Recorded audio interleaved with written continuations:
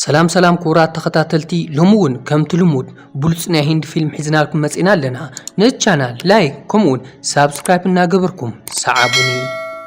ناي فيلمنا تاريخ تجمر دحر خالق اوقع عالميو اتوقع نجابان مولو بمعنوية تزازيمو بز مخنيان دما گوجله شفاوتو ياكوزا نخلو نگر تقوصاصرغو كاباتم تريفو زمكتگن اتناي سامورا حيل طراي نيرو اتوقع دما كساب 1907 عامه مهرت قصيلو ابتوانتي كوزا استبهله مرحي ياكوزا مستوم سبات خوينو نبيت تمرت سامورا يتقعو نخلهم تمهارو دما حدا بحدا قتلوهم يجمرو نتممرهم ون ياسرغو اتممر قدم مواتو حدا زملت سبلو موداتهم دما او ايدي يخون يبلوم كوزا دما نمتاي نسودا اب سماي زلو يبلو اتممركا اونسو هنداويو امني اكشن نجر غنا قلدي فلطني يبلو بحق دما اتو اجستبهاله ابالم نريو اوجي ناب هند خملاس يوسن نت ممهرون ياكوزان زغورو ومغفعن فصيم خرسعي كالن ابتان هاجر زملسلا مركب دما حدثات يستبهاله بعل هفت نريو نسو بزح ورق حيزو زغعز زلو ناب هاجر تمليسو ودب عديغو نخلهم مناسي نايت زوبا سرح خفطرلهم عليمولو نتورك النار ايدما في الشخيبل جن حلم السمرة يمثلن مخنياتو ناي بحر شفاتو نتا مركبت قيعم نخلهم تموشت زلو السبات يفرارحوهم شعسات يا خكلا خلوم يفتن جنتهم شفاتو قلا يفلطون نتهم سباتون كقتلوهم يجمرو نوز رأي اوجي دما طالق اياتو سيفو بحيل مزيزو حدا بحدا لكع خم عسا قراريصو يدبريهم كلهم وديون قرب صوري اير نمتنفاس نابل علي وص ساتيا دما تخطيلو ووصيو نزغبرلو ነገር ኩሉ የምስግኖ ምክንያቱ ኦጂን ተዘይሁሉ ኔሩ እትን ህዝብ ከሕግዞ ዘጠራቀሙ ገንዘብ ኩሉ ኮንቱም ክተርፍዩ ኔሩ ኦጂ ድማ ናይ ባዕልኻ ወደብ ትሰርሐም ዘለኻ ሰሚዕ ኣለኹ ኣነ ምሳኻ ኸውንዬ ኣብ ትደልዮ ነገር ኩሉ ክሕግዘካ ይብሎ ሳትያ ድማ ኣመስጊኑ ልክዕ ከምውሉዱ ገይሩ ይሪኦ በዚ ድማ ዓመታት ይሓልፍ ድሕር ብዙሕ ዓመታት ሶርያ ብዝበሃል ሰብ ዝምራሕ መርከብ ንርኢ ንሱ ኣብ ውሽጢ ዓሳ ሓሽሽ ይሕልፍ ፖላይስ ኣብ ኩሉ ቦታ ምሕላዎም የጠናኽሩ ብኡ ድማ ንጂሚ ይድውለሉ እሞ እቲ ፅዕነትና ክፍትሽዎ እዮም ይብሎ ጂሚ በቲ ነገር ተበሳጭዩ ብቁልጡፍ ናብ ናይ ሳትያ ወደብ እትዎ ይብሎ ብሓቂ ድማ ናብኡ የእትዎ ንሱ ከምዘይፍተሽ ይሓሲቡ ነይሩ ግን ብሃው ስለ ዝነበረ ክፍትሽ ኣለዎ ኢሉ ይከራኸር ጂሚ ግና ከዘራርቦን ከፍራርሖን ይፍትን ግን ብሃው كفتشو قريص سلنبره نجيمي دفيو بعل كفتشو يخيد شعو جيمي بزحزن كونتات شغوط اوصيو تكويسي يقتلو تم سبات دما نتم سترفو حلوتي قتلوهم يقبر بوليس كيبصحم دما نتبوتا راح ريحم بقلطف بمكينه هادمو أبزوان زي ملا هندت ناوز مخلياتو اتزموتا سب ناي تراسب ودي كونن ناي ساتيا ودو يو الزفلت تناشعو قدامي مستر دما ناي جيمي بو خويني تسنح شعو بدنقات انان قطقط ناب جيمي ناغوي متصمو يقزفكا نمن كمز قتلكا تفلت ديخا يبلو جيمي دما نمتاي كمزيلكا تزاربني حدا سب انتقتلكو انتاي تصقم اللو يبلو اتوبو حاريقو نسو ناي مانم تراسب ودي كونن ناي ساتيا ودو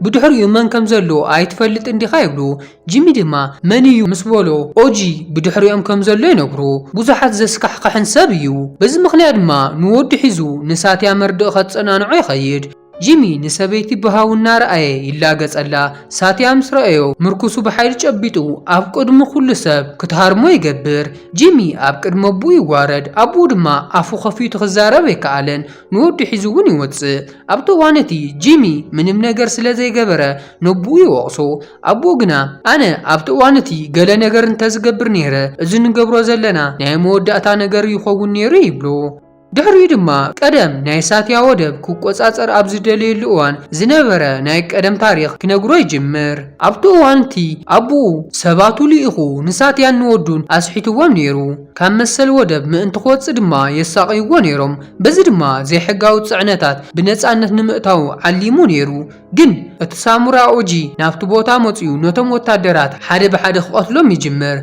مانم ون كمكتو زخالي نبرن نخلهم قتيلو نافت درس زنبرو زترفو وتادرات ياتمو ملكت يقبرلهم መሳሪሖም ሒዞም ድማ መውቃዕቶም ይቅጽሉ ኣብቲ ዋንቲ ሳትያ ነዚኦም ወዲኻ ሰዓበኒ ይብሎ ኦጂ ድማ ከይተነግሮ ኣብ ኩሉ አንፈት መውቃዕት እናገበረ ነቶቡ ድማ ደጊሙ ምሳትያ ክጻወት እንተሓሲቡ ከም ዘጥፍኦ የጥንቅቆሞ ነቲ ተዓጊቱ ዝነበረ ናይ ሳትያ ወዲ ሒዙ ይኸይድ ብድሕሪው ንኣርጁን ንርእዮ ንሱ ኣብ ናይ ኢድ ኦጂ ናይ ዝሞተ ናይ ጃኪ ኣቦ እዩ ኣብዞም ኩሎም ዓመታት ኣርጁን ሕነ ንምፍዳይ ንሱ ዝመጸሉ መዓልቲ ይጽበ ነይሩ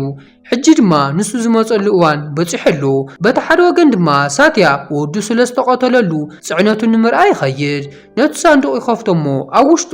ብዙሕ ናይ ውግእ መሳርሕታትን ሓሽሽን ይረክብ ናብ ኢድ ማንም ከይኣቱ ድማ ክሓብኦ ይውስን እዚ ዝፈለጠ ጅምን ሰባቱን ብልሽዋት ናይ ፖሊስ ኣባላት ናብቲ ወደብ ይልእኹ ናይ ሳትያ ሰባት ነቶም ፖሊስ ይኽልክልዎም ፖሊስ ናብቲ ጽዕነት በፂሑ ግን ኣብ ውሽጡ ምንም ነገር ኣይረኽቡን ንሰራሕተኛታት እቲ ወደብ ማንም ኣይመለሰሎምን እቲ ሓላፊ ስልጣኑ ተጠቂሙ ከፈራርሖም ይፍትን ናይ ሓደ ሰራሕተኛ ክሳድ ይሓንቆ ኣብዚ እዋን እዚ ሓንቲ ሰበይቲ መጽያ መሳርሒኣ ኣብ ገጽ እቲ ፖሊስ ትገብረሉ በዚ ድማ ሓሪጎሞ ይምለሱ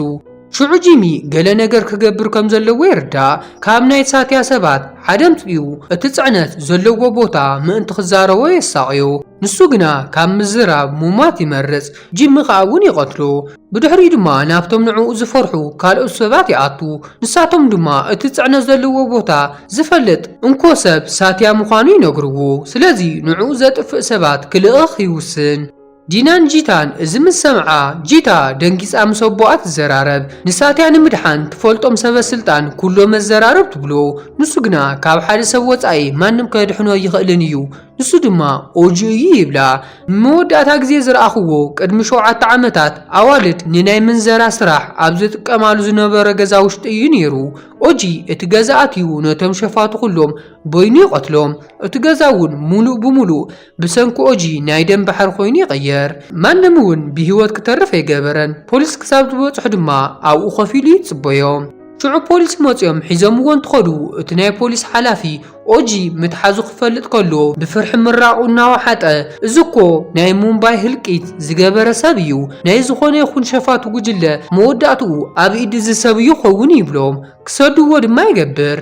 ኣብቲ እዋነቲ ጂታ ከድሕኖም ዝኽእል ንሱ ጥራይ ምዃኑ ትርዳእ ግን ምንም ዓይነት ናይ መራኸቢ መስርሕ የብሎምን ሽዑ ኣብ ናይ መልእኽቲ ሳንዱቃት ክደልዩ ይጅምሩ ሽዑ ካብ ከማሊ ዝተለኣኸ መልእኽቲ ይረኽቡ ንሳ ድማ ከማሊ ትበሃል ናይ ኦጂ ኣፍቃሪት እያ ኣብ ርሑቕ ቦታ እውን ከም ትነብር ይፈልጡ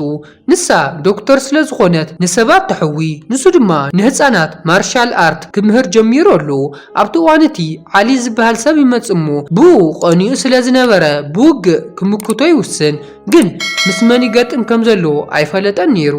ሽዑ ኦጂ ካሃርሞ ይጅምር ግን ንሞት ዘብጽሕ መውቃዕተ ይነበረን ከማሊ ክትመጽእ ኸላ ዓሊ ይሪኣ እሞ እስቲ በኣ ንጻወተላ ይብሉ ኣብዚ እዋን እዚ ኦጂ ንዴቱ ምቁጽጻር ኣቢቡ ኣስናኑ ሙሉእ ብሙሉእ ክሳብ ዝረግፍ ይሃርሙ ግን ከማሊ ስለትሰግእን እትፈርሕን መሳርሒታቱ ሙሉእ ሓቢኣ ትሕዞ ምስ ማንም ሰብ ናብ ባእሲ ከኣቱ ስለ ዘይደለየት እውን ካብቲ ቦታ ክኸዱ ይውስኑ ምክንያቱ ንሳ ነብሰ ጹር እያ ውላዳ ድማ ምንም ባእሰብ ዘይብሉ ሰላማዊ ህይወት ክነብር ስለትደሊ እያ ኦጂ እውን በዚ ሓሳብ ይሰማማዕ ህይወቶም እውን ብሓድሽ መልክዕ ንምጅማር ናብ ሓደ ጸጥ ዝበለ ቦታ ምስኣ ይኸዱ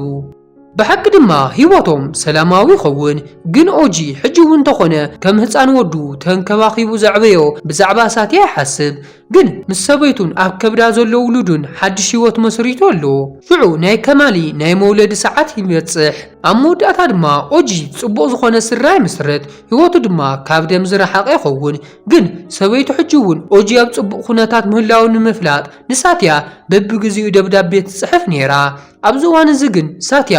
ኣብ ጽቡቕ ኩነታት የለን ስለዚ እዚ ሽማግለ ሰብ ከይዱ ምስ ፖሊስ መርማሪ ይዘራረብ እቲ መርማሪ ድማ ፖሊስ ኣብ ናይ ሸፋቱ ውግእ ጣልቃ ይኣቱን እዩ ይብሉ ምክንያቱ ሳትያ ዝተቆጻጸሮ ጽዕነት ናይ ኦሚ ዝተባሃለ ብጣዕሚ ጨካን ናይ ካርቴል ሸፋቱ ጉጅለ መራሒ ዝኾነ ሰብ ንብረት እዩ ኦሚ ካብ ቦምብ ምፍንዳእ ወጻኢ ካልእ ነገር ዘይፈልጥ ሰብ እዩ እቲ ጽዕነት ከም ዝተወሰደሉ ምስ ፈለጠ ድማ ነቲ ወደብን ኣብ ውሽጡ ዘሎ ነገርን ሙሉእ ብሙሉእ ከጥፍኦ ይውስን ንሱ እንተተመሊሱ እቲ ጥፍኣት ኣብ ኩሉ ቦታ ኸውን እዩ ምክንያቱ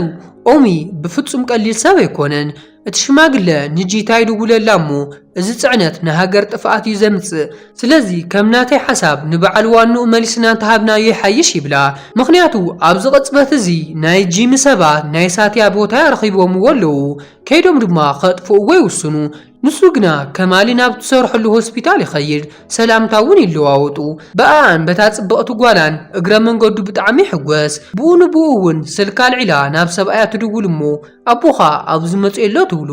ኦጂ በዚ ነገር ደንጊጹ ብተመሳሳሊ ግዜ ድማ ብጣዕሚ ሕጎስ ሳትያ ንስኻ ወዲኢኻ ዝበለሉ ነታ መዓልቲ እውን ይዝክራ ኣብዚ ግዜ እዚ ጂሚ ናብ ሆስፒታል ይመፁ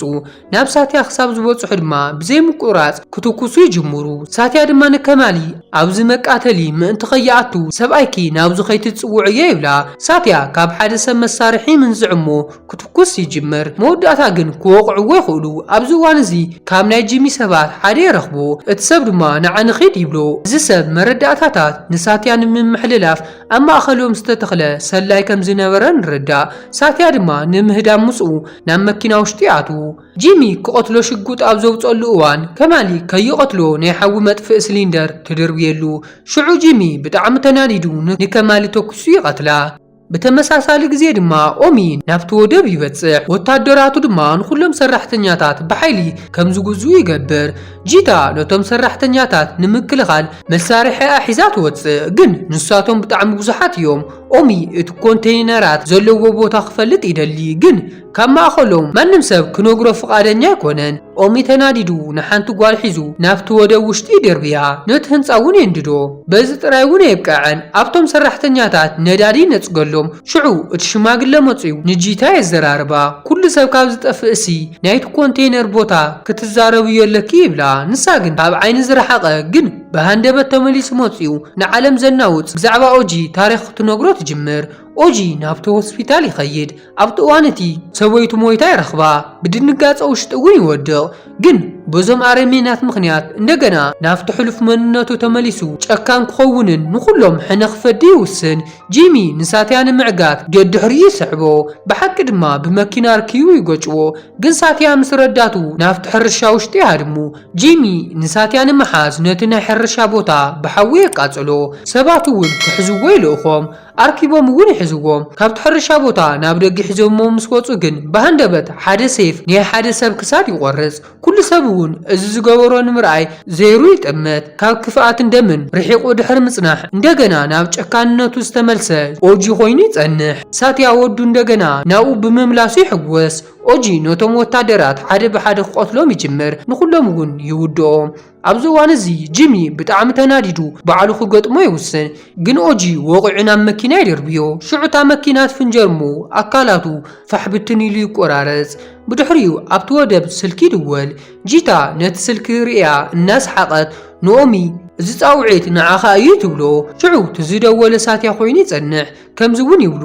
ኦጂ ንሓውካ ጂሚ ቀቲልዎ ኣሎ ሕጂ ድማ ተራኻ እዩ ስለዚ ሰፈርካ ዳሉ ምኽንያቱ ኦጂ መጽእ ስለ ዘሎ ኣብዚ ሕጂ ግዜ ብሰንኪ ሞት ሰበይቱ ንማንም ኣይክምሕርን እዩ ይብሎ ሽዑ ኦጂ ሰበይቱ ቅድሚ ምዋታ ኣብ እዳው ውሽጢ ኮይና ጓሎም ብጽቡቕ ኩነታት ክከናኸናን ምንም ነገር እንተተፈጥረ ማንም ካህስያ ከይፈቀድ ሓደራ ትብሎ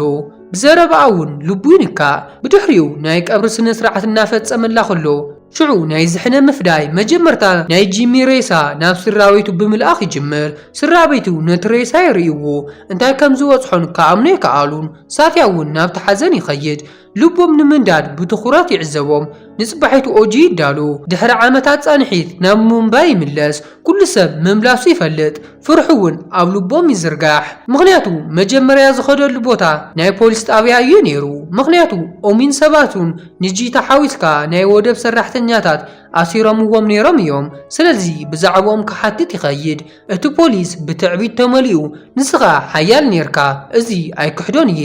ግን ቀደም ብሰይፍ ኣብ ዝዋገአሉ ግዜ ነይሩ ሕጂ ግን ሽጉጥን ጠበንጃን ዝበሃል ነገር ኣሎ ካብ ርሑቕ ኮይነ ክውድአካ ይኽእል እየ ይብሉ ኦጂ እውን እናሰሓቐ ኣነ እውን ተኾንኩ ካብ ርሑቕ ኮይነ ብሓንቲ ቃል ጥራይ ክውድአካ ይኽእል እየ ይብሉ እቲ ፖሊስ ነቲ ነገር ኣይኣመኑን ኦጂ ግን ኣብቲ ጣብያ ዘለዉ ኩሎም ፖላይስ ነቲ ሓላፊ ክቐጥቅጥዎ ይእዝዞም ብሓቂ ድማ ኢዱ ንምቑራጽ ይኣስርዎ ንሓደ ፖሊስ ዓብዪ ሴፍ ከምጻሉ ይእዝዞ ኩሎም ስለ ዝፈርሕዎ ድማ እቲ ዝበሎ የምጻሉ ግን ኢዱ ቅድሚ ምቑራጹ እቲ ፖሊስ ዘለውሉ ቦታ ይነግሮ ሽዑ ኦጂ እናሰሓቐ ኣብዚ ቦታ ኩሉ ነገር ዝቆጻጸሮ ኣነ እየ ስለዚ ኣብ መንገደይ ክትጸንሕ ከይተሓስብ ይብሎ ድሕሪኡ ናይቲ ወደብ ሰራሕተኛታት ናብ ዝተኣሰሩሉ ቦታ ይኸይድ ቦምባታት ይድብሩ የሎም ነቲ ቦታ እውን ሙሉእ ብሙሉእ ይዕንዎ ጂታ ኦጂ እንደገና ምምላሱ ክትኣምን ኣይከኣለትን ንኦሚ ደልዩ ንምጥፋእ እውን ይውስን ናብኡ ንምብጻሕ ድማ ምስ ሰባቱ ናብ ውግእ ይኣቱ ብሓቂ ድማ መብዛሕትኦም ይውድኦም ግን ናብ ቢሮ ክድይብ ከሎ ኦሚ ጠፍኡ ይጸንሑ ኦሚ ግን ኣብ ካልእ ቦታ ኮይኑ ናይቲ ወደብ ካርታ ሒዙ ተቐሚጡ ኣሎ ኣብቲ እዋን እቲ ወደብ ካብ 3 ቦታታት ዝተሰርሐ ምዃኑን እቲ ጽዕነት ኣብ መወዳእታ ምዃኑን ሳትያ እውን ኣብኡ ከም ዝሓብኦ ይርዳእ እቲ ስልኪ ካብ መራሒኦም ካብ ኮብራይ ነይሩ ተልእኾኻ ወዲቕካ ኣለኻ ይብሎ ኦሚ ግን እቲ ተልእኾ ገና ኣይተጀመረን ምክንያቱ ኣብ መላእ ህንዲ ውሽጢ 9 ምፍንጃራት ክገብር ዓሊመ ኣለኹ ኩሎም ብተመሳሳሊ ደቂቓ ክፍጸሙ እዮም እዚ ንህንዲ ዓብዪ ድንጋጸ ክኸውን እዩ ይብሎ ኮብራ ግና ናይቲ ጽዕነት ቦታ ንምምላስ 12 ሰዓታት ኣለካ ይብሎ ብድሕሪኡ ኣርጁን እቲ ጸላኢኡ ናብ ገዛ ኣባሓጉኡ ከም ዝተመልሰ ይፈልጥ ኣብ ገጽ ኣባሓጉኡ ሳትያ መሳርሒ የውጽሙ ንስኻ ከመይ ጌርካ ናይ ወድኻ ቀታሊ ከምዚ ኢልካ ናብ ገዛኻ ትእትዎ ይብሎ ኣድዩ ክተረጋግኦ ክትመጽእ ከላ ኣብ ገጻ መሳርሒ ይገብረላ ኣብዚ እዋን እዚ ነቲ ሓቂ ክተፍልጦ ትውስን እሞ ኣቦኻ ቀደም ሓሽሽ ይሸይጥ ነይሩ እዚ ዝፈለጠ ድማ ኦጂ እዩ እዚ ኮይኑ እናሃለወ ኣቦኻ ኦጂ ናይ ውርደት ምኽንያት ስለ ዝገበሮ ክቐትሎ ይደሊ ነይሩ ኣነ ግን ነቲ ማዕጾ እውን ዓጽየዮ ኸድኩ ኣብቲ እዋን እቲ ኣብ ገዛ ካባኻ ወጻኢ ማንም ኣይነበረን ኣቦኻ ድማ መሳርሒ ሕምፂኻ ብመስኮት ክትህቦ ይሓተካ ነይሩ ንስኻ ድማ ህፃን ወዲ ስለ ዝነበርካ ኢድካ ክበጽሖ ስለ ዘይከኣለ ኣብቲ እዋን እቲ ወደቕካ ነቲ መሳርሒ እውን ረጊጽካዮ በዚ ድማ ነቦኻ ባዕልኻ ቀቲልካዮ ኩሉ ሰብ ኦጂ ዝቐተሎ ይመስሎ ነይሩ ግን ብሓቂ ዝቐተልካዮ ንስኻ ባዕልኻ ኢኻ ምስ በለቱ ኣርጁን ደንጊጹ ነብሱ ንምጥፋእ መሳርሒኡ የልዕል ግን ጂታ ትበጽሕ እሞ ትሕዞ ነብስኻ ካብ እትቐትልስ ሙሉእ ህይወቱ ንስኻ ከይፈለጥካ ክሕግዘካ ዝነበረ ሰብ ሓግዞ ትብሎ ሽዑ ኦጂ ናይ ኦሚ ቦታ ይፈልጥ ብመኪኑ እውን ሰቢሩ ይኣቱ ነቶም ወታደራት እውን ሓደ ብሓደ ይውድኦም ኦሚ ምእንታ ክወጸሉ እውን ብማይክሮፎን ይዛረቦ ጓልካ እንደገና ክትርእያ እንተደሊኻ ትገብሮ ዘለኻ ቋርጽ እሞ ኣብ ኢድካ ዘሎ መሳርሒ ደብሩየ ይብሎ ብሓቂ ድማ ካብዚ ወጻኢ ካልእ ኣማራጺ ኣይነበሮን ኢዱ ሂቡ እውን ከዘራርቦ ይወፅእ ጓሉ ኣበይ ከም ዘላ እውን ክፈልጥ ይደሊ ነቶም ወታደራት ሓደ ብሓደ ክቐትሎም ይጅምር ናብ ኦሚ ክሳብ ዝበጽሕ እውን ይዋጋእ ሙሱ እውን ናብ ውግእ ውሽጢ ይኣቱ ንሱ እቲ ሽማግለ ኮብራን ነቲ ምፍንዳ ይጽበዩ ግና ምንም ዓይነት ምፍንጃር ኣይተገብረን ኣብዚ ግዜ ኣርጁን ኣብ ሰዓቱ በጽሒው ነቲ ፖሊስ ከም ዝቐተሎ ንርዳእ ንታራ እውን ምስ ኣቦኣ ይራኸባ ድሓን ምዃና ተረጋግጸሉ እቲ ዕላማ ሙሉእ ብሙሉእ ተገላቢጡ ድሕሪ ቁሩብ ግዜ ድማ ኦሚ ኣብ ገዛ ጽዕነቱ ማእኸል ይረኽቦ ግን ተኣሲሩ እዩ ነይሩ ሽዑ እቲ ጽዕነት ምስኡ ይፍንጀር መወዳእትኡ ድማ ይመውት ኦጂ ድማ ሙምባይ ብሕድሪ ኣብ ኢድካ እያ ሓልዋ ይብሎ ጓሉ ሒዙ ድማ ካብ ጸገማት ቁሩብ ክርሕቕ ይውስን ናይ ሎሚ ፊልምና ኣብዚ ትዛዝም ከምዚ ዓይነት ፊልምታት ንምርኣይ ላይክ ከምኡውን ሳብስክራይብ ምግባር ኣይትረስዑ ኣብ ቀጻሊ ክሳብ ንራኸብ የቐኒልና